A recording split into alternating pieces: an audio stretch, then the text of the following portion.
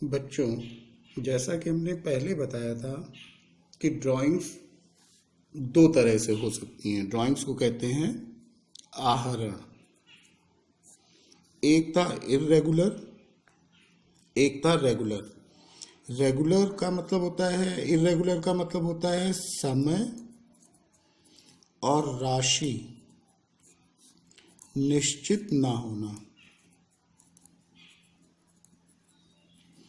और इस पे ब्याज कैसे निकालते हैं, ये अभी तक के दो क्वेश्चनों में हम लोगों ने किए। रेगुलर ड्राइंग का मतलब होता है जहां पर समय और राशि दोनों निश्चित हों।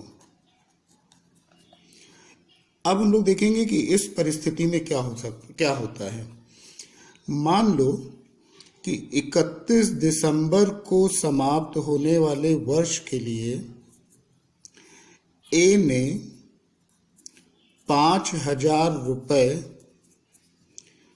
प्रत्येक माह की प्रथम तारीख को निकाले। अब ये हो गई हमारी रेगुलर ड्राइंग, क्योंकि यहाँ पर धनराशि भी निश्चित है और समय भी निश्चित है कि प्रत्येक माह की प्रथम तारीख। ऐसे क्वेश्चनों को करने के लिए सबसे पहले हम लोग समय की गणना करते हैं। Time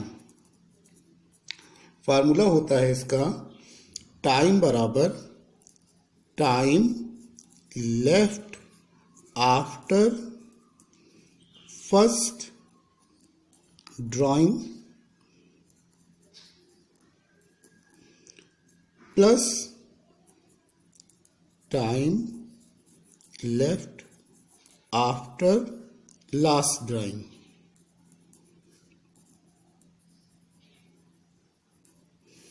whole upon 2। अब इस केस में ए ने सबसे पहली बार रुपए निकाले होंगे 1 जनवरी को और आखिरी बार रुपए निकाले होंगे 1 दिसंबर को।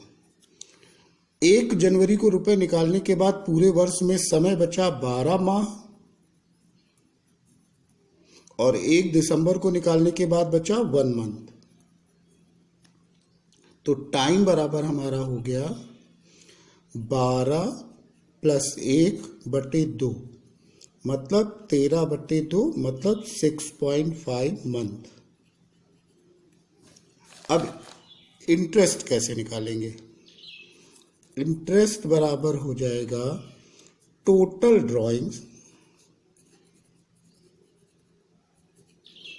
Into rate into time upon 100 into 12। अब टोटल ड्राइंग का क्या हुआ? ए ने निकाले हैं 5,000 रुपये। कितनी बार निकाले होंगे? 12 महीने हैं तो 12 बार। टोटल ड्राइंग हो गई 5,000 × 12 गुणे रेट है मान लो 6%।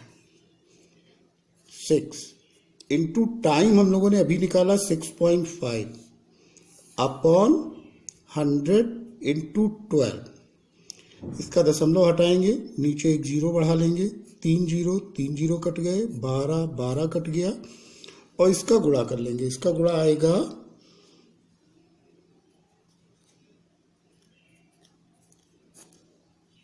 1950।